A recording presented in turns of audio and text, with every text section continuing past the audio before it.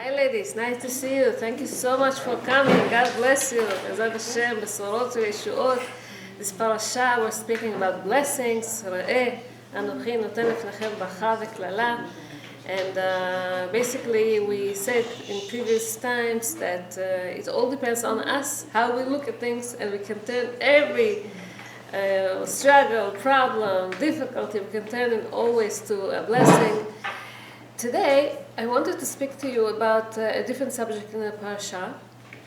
So many times, Moshe Rabbeinu, as it's his last days before the Jewish nation enters into Israel.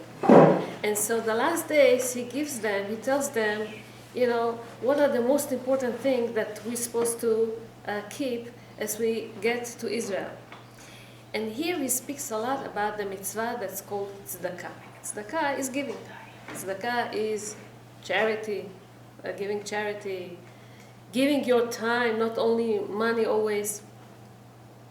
And it mentions in so many times in the parasha that, if there's a poor person or somebody that became poor, or, don't think only about yourself, get out of your shell, help other people. Think about other people. Give a tenth of all whatever you have to the Kohanim, to the needies, to here, to there. Constantly talking about giving. Naton titen, patoch tiftach. It speaks in doubles.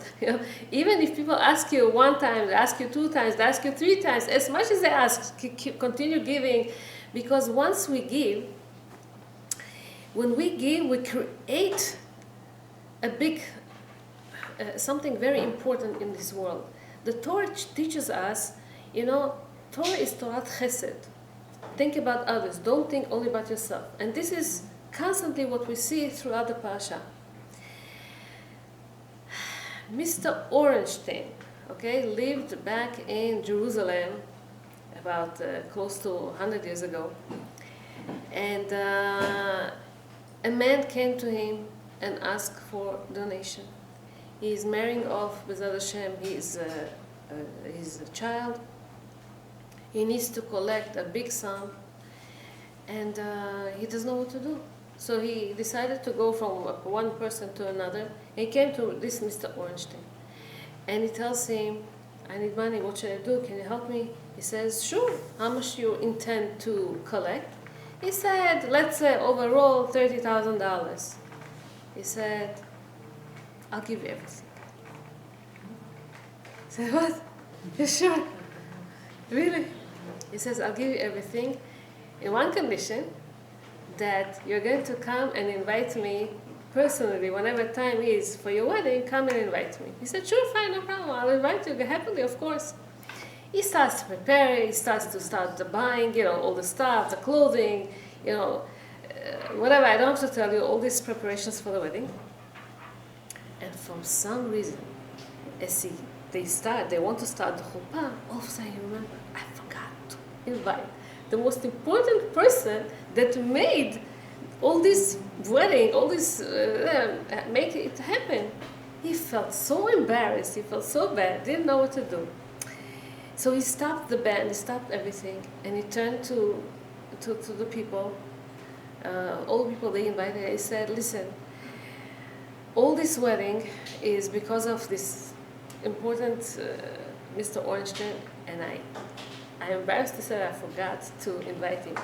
What do you say?" I guess those days they didn't have so many people in the weddings. "What do you say if we all go, he lives not far, let's all go to his house and invite him to come here." They said, "Okay, we'll do that." So the band, the people, everyone come, towards his house to invite him, to the chuppah. However, something terrible happened in his house. Burglars came in, and they knew that he's a rich man. Arab people, they always check who's there, who's coming, who's going. They work by people's houses, so they know, how many people and who has money, and they know stuff. They caught him, and they made him, open the safe and give all the valuables, and it wasn't enough. Give us another thing and another thing. So they handcuffed him and also tied him to a chair and meanwhile went to the other rooms to look for valuables. Then they hear a band, music. A lot of people are coming in. People are not coming. They're not quiet. They're loud usually. Coming towards the house. They got so frightened. They left. Didn't think. Left all the money that they collected from the safe, the jewelry, the valuables, the stuff, all whatever they were looking on the table, and fled and ran away from the house. And these people are coming and they see, him tied up and handcuffs. And what happened? He says, you don't know. He told them, I thought that I made a favor to this poor person that came to collect the money. I didn't know that I'm saving myself. The fact that you came at the right moment, at the right time, and saved me from these bad people.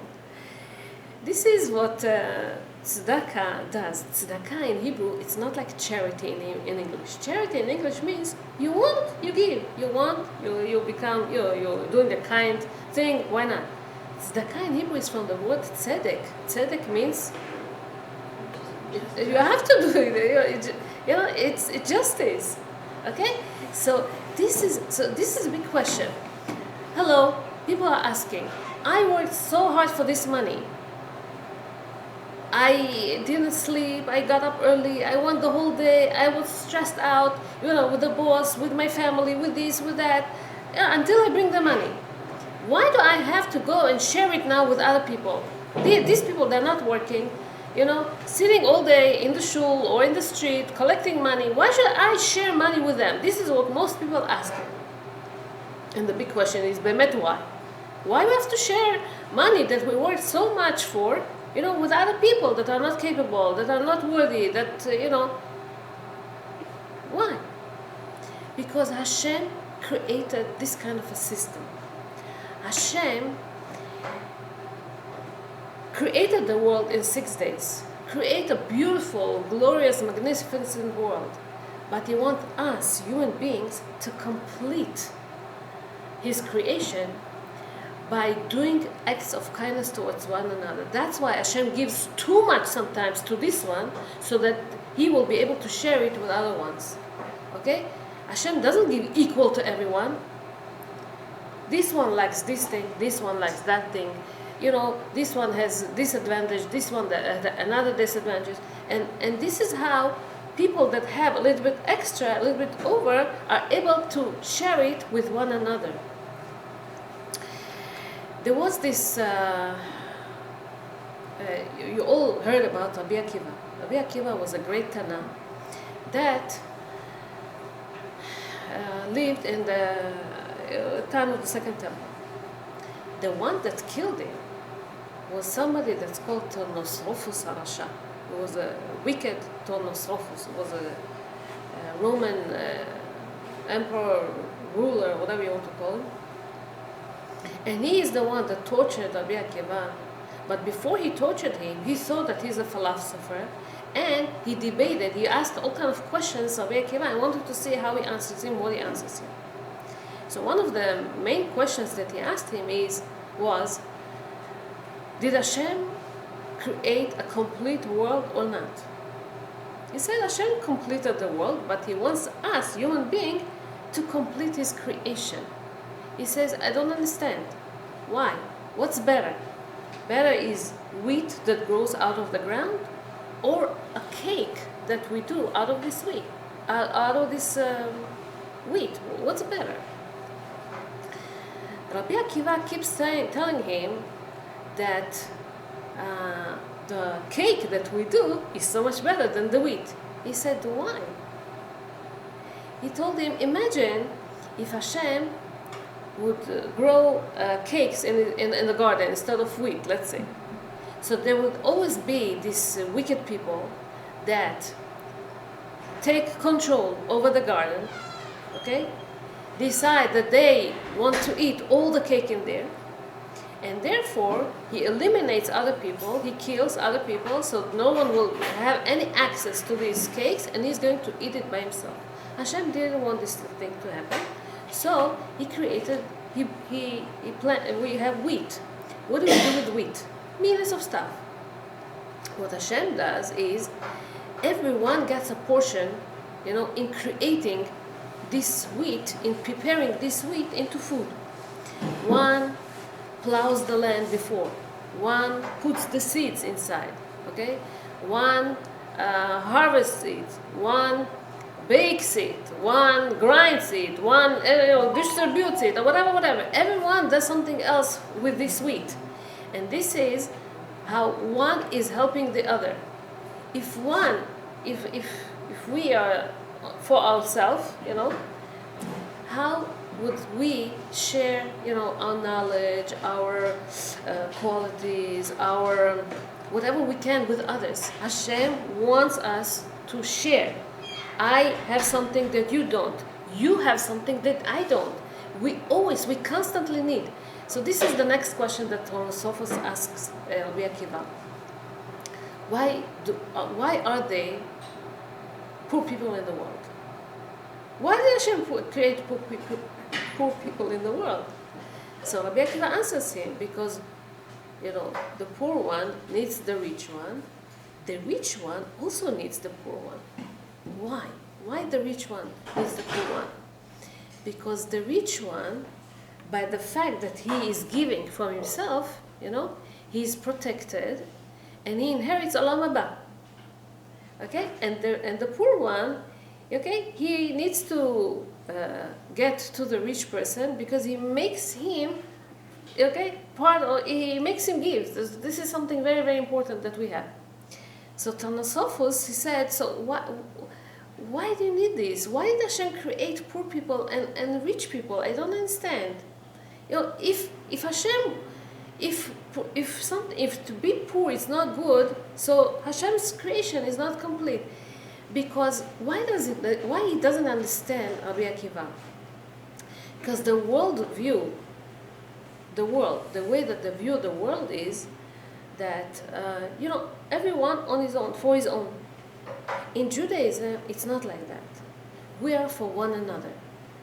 Okay, and this is what Hashem teaches us in this mitzvah that's called tzedakah. He continues arguing with him with the brit milah, with the circumcision, whatever.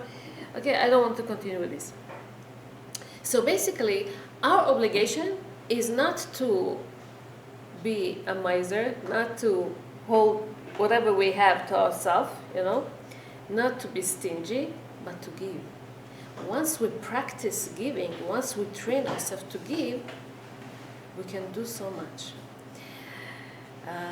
There is a very special type of monkey that lives in one of the jungles in Africa. And this monkey is a very rare monkey because the researchers were not able to track him till now. They couldn't catch him in order to do research about him. So once they found how they will be able to catch him, okay, to trap him, to put it to capture him. So they knew that this monkey likes very much certain type of rice. It's supposed to be a certain type, and it's a very spicy rice. So what did they do? They created some kind of a box and made a very small opening so only the hand of a monkey can go in. But the hand of the monkey can go in only when it's open. Once he closes it, he catches the rice and he wants to remove his hand, he can't anymore. Because no room, the opening is too small. So they left it hang on one of the trees, and then they went to hide. Of course, this spicy rice attracted a monkey. He came inside, and he saw something that he is so delicious and he likes it so much. He inserted his hand inside, and he wanted to take it out. Now he cannot take it out. So he tries and he cannot do it. Meanwhile, other monkeys come as well. And they also want to get a turn in eating from this special rice, special menu, special treat. But the monkey doesn't let go, doesn't let them come close. They make so much noise, those monkeys. They scream at him, they start kicking him. No, come on, leave. We want to eat from it also. But he doesn't want to give in. He holds on it very tight, doesn't let it go. Eventually, the hunters heard from afar all the noise, that all the monkeys were screaming and everything. And this is how they were able to come and catch this stupid monkey, because he didn't let go, because he didn't, open back his hand, okay, to let go and free himself. Didn't care that they will capture him, but he wanted to hold on into this tasty food.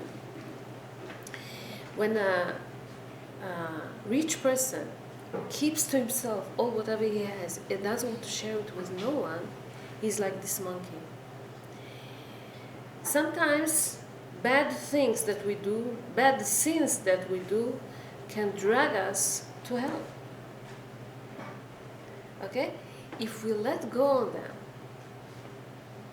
okay, and learn that living with others will do us only good, we can get to greatest places, okay, to Gan Eden instead of to hell, God forbid. So this is something that we learn also from that to give, to open your hand is very important. Rabbi Shimon Bar Yochai. And I'm sorry that I don't have this in front of me, I don't have my notes next to me.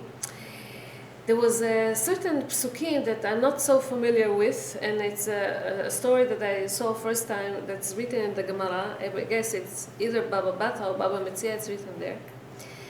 Rashbi once had two students. One was called Anan, one was called Hanan. Anan and Hanan, they were brothers.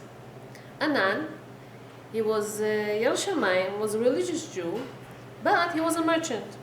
Dealt with, money. And but he always shared with his money with other people. Gave a lot of charity. Every time the rabbi would ask him for some money, he would always give. And then if the money ends, he would send him to get some more money, and he would add him as much as the rabbi wanted. He would continue giving him, sending him money. This was Anan. Hanan was to himself. He was learning Torah. He was Talmid Chacham, and he was learning, but didn't really share it with his knowledge with others. Didn't teach other people. In Hebrew we call lezakot et harabim. He didn't really teach others. After a while, Anan passed away. Rashbi came and gave eulogy to him, and he said a pasuk, which I don't know exactly that's a pasuk. It's a pasuk. It's written in Nahum, in one of our prophets, not known, familiar pasuk. He said it about him because the name of Anan, okay, is Anan, and he told him, you suffered enough, you're not going to suffer anymore. B'shon la'anot. And then Hanan passed away. To Hanan, Hashem, he said, Elokim yechoncha b'ni. Hashem, will give you chen or something like that. According to their name, he gave the eulogy. So the son of Rabbi Shimon Bar Yochai, Rabbi Elazar ben Rabbi Shimon, he came to him and says, I don't understand. The first one was not Talmid Chacham, and you gave him such a nice eulogy with a very big pasuk, good pasuk, and the other one just said, Elokim yechoncha b'ni. Elokim has the name of Hashem, the Midat Adin over there. It's not something, he was a great Talmid Chacham. Why the eulogy for him was not enough? This is what his son asked him. Rabbi Shimon Bar Yochai told him very important thing. He told him, in this pasuk that I told about Anan, so he explains like that. Every one of us, we go through difficult times, okay? We do good in this world, we do bad in this world. But God forbid, when somebody when somebody dies, okay, they take him to the heavenly court to do judgment over there. And everyone, after the judgment and after the tikkunim that he has to do, the first year he has to be purified, from all the sins that he did in this world.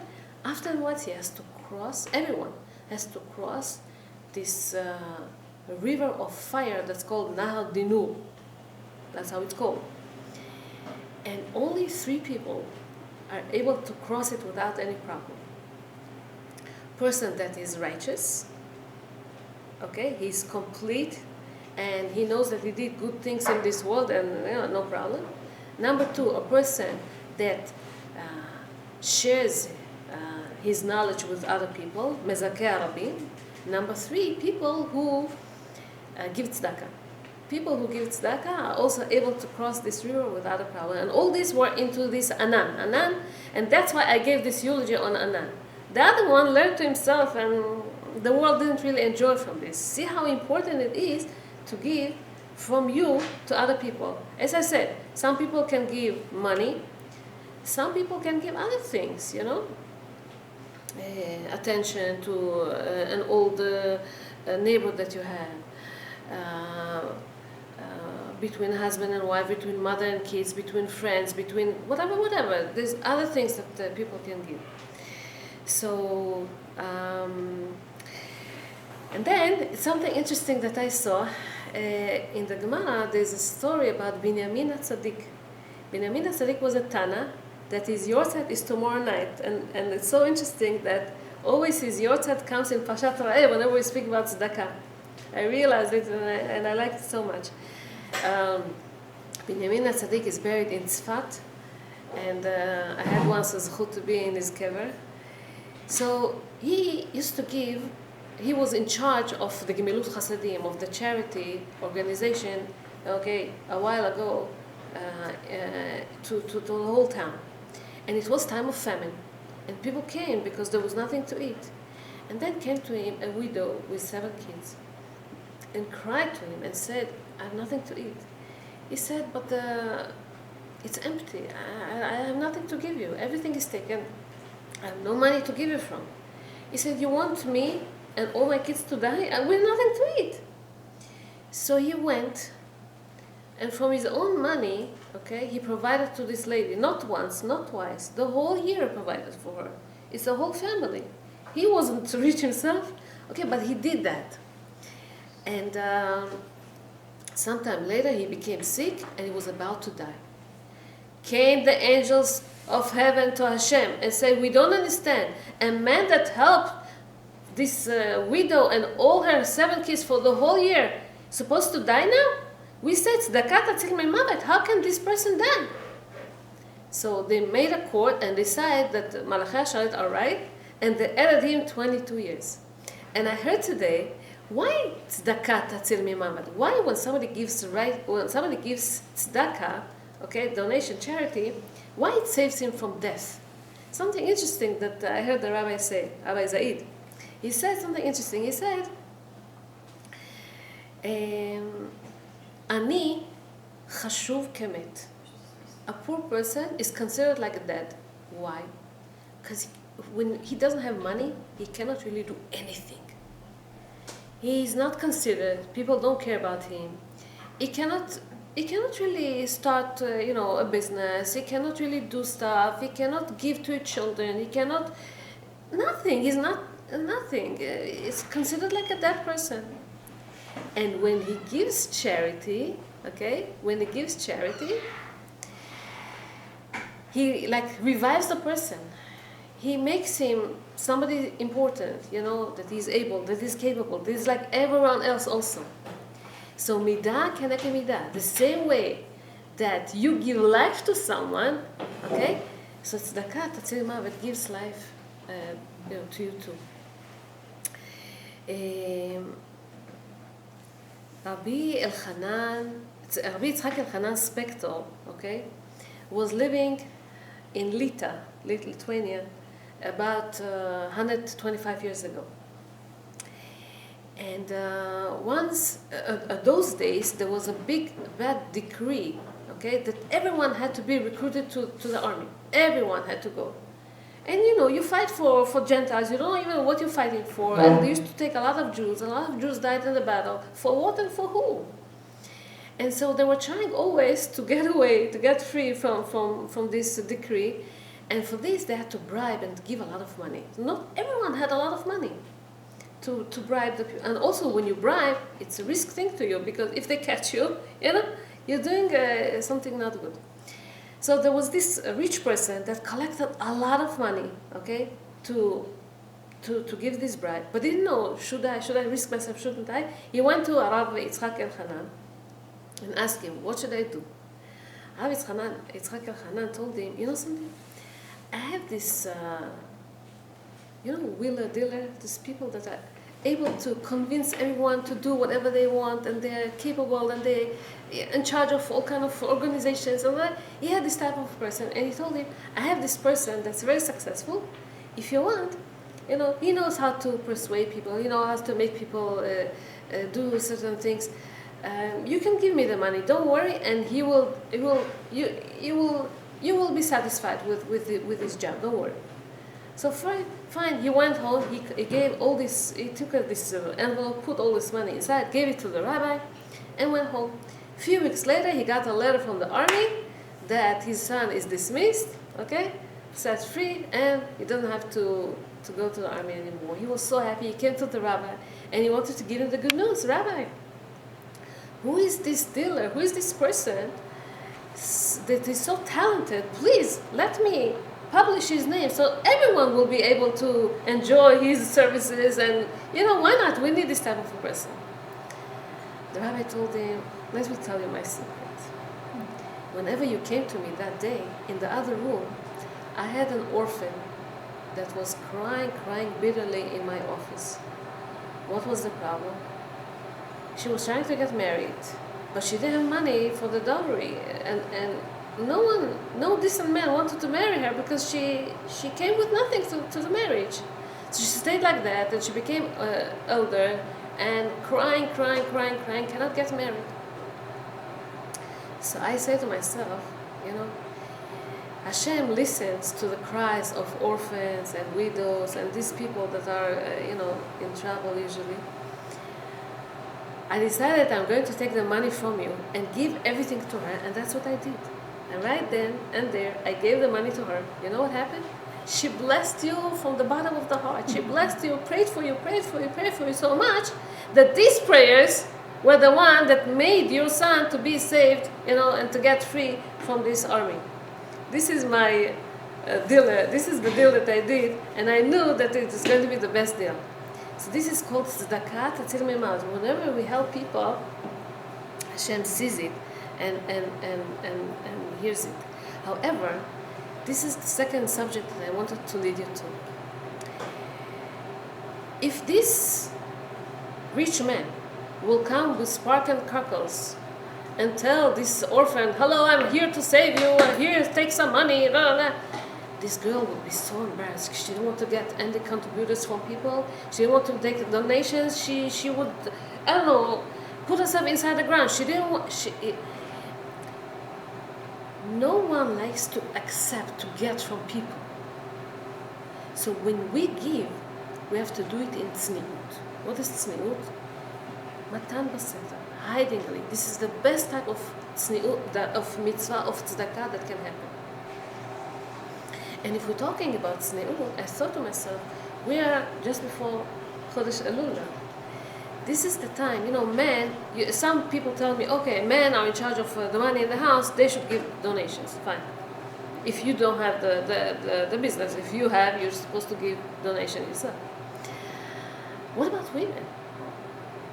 Women, the biggest mitzvah is tzniut. Harav Steinman used to say, and I wish I would have this next to me, I don't have it. Harav Steinman used to say, the biggest Yetzer Hara for men is learning Torah. We can start with Torah. And the biggest Yetzer Hara for a woman is tzniut. Tzniut is the hardest thing for a woman. If she wants to cover her hair, or if she wants to learn to have tights on her, or you always find yourself all kind of excuses. Why not? It's too hot. It's too late. I'm going outside just for a second. No one is going to see me. It's too whatever excuses we give to ourselves. And this is something that maybe we should take upon ourselves as we're coming close to Elul this year.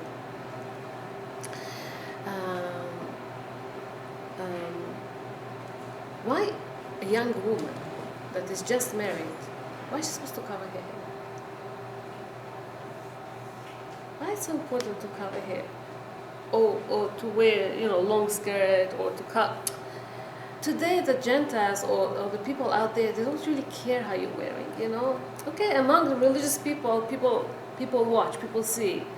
But others, they don't care what do I what do we wear, how we look like. Why do we have to be so particular with details? It should be covering the elbow, and the collarbone should be covered, and not too tight, and not too bright, and not too red, and not to this, and not to that.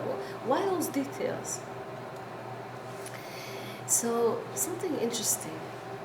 When a woman covers her hair, okay, she declares that she's married, that she belongs to someone. And this is very important. Sometimes you're trying to do your husband the most magnificent, cake, or the best pillow that could be, or something very, very important. It's nice things to do.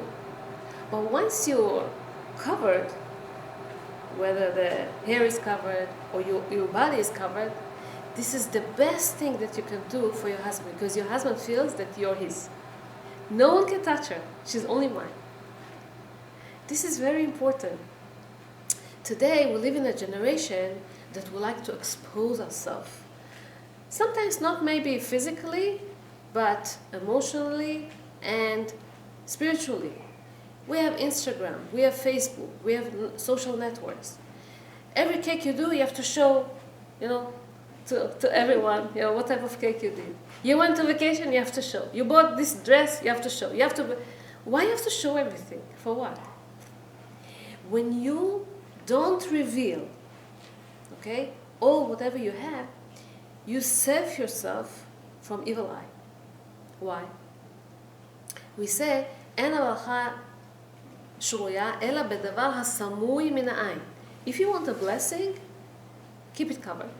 If you expose it to everyone sees, there's no bracha in there. The bracha gets away from there. I'll give you an example. And we saw this example so many times with so many couples.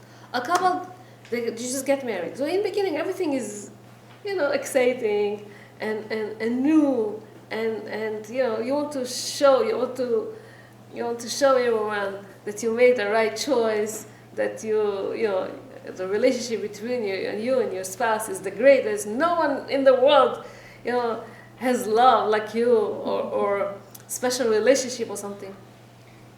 They like to hold hands outside in public. They like to hug in public.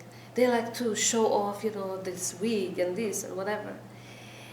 And when you do that, okay, you create yourself a bad energy. Because when their eyes are on you, you create a bad energy. People look at you, people pay attention to you, they bring you evil eye. Why? That's how it goes. When people insist on holding hands, a minute later, once they come home, they start an argument, they start fighting, and you don't understand, where is it coming from? Why they start fighting all of a sudden? Because she attracted to herself evil eye by exposing herself too much, by showing too much. The Torah says a woman should be covered.